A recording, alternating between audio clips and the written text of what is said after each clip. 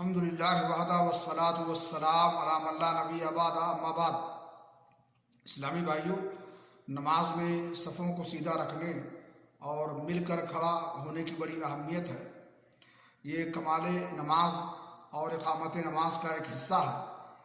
सही बुखारी शरीफ की रवायत है, अल्लाह के नबी जनाब मोहम्मद रसूलुल्लाह सल्लल्लाहु अलैहि वसल्लम ने फरमाया, लतसउन्ना सुफूफकुम औ लयुखालिफन्नल्लाहु बैना वजूहिकुम, तुम ज़रूर अपने सफ़ों को सीधा रखो और दुरुस्त रखो, वरना अल्लाह रब्बुल आलमीन तुम्हारे चेहरों में इख्तलाफ पैदा कर देगा।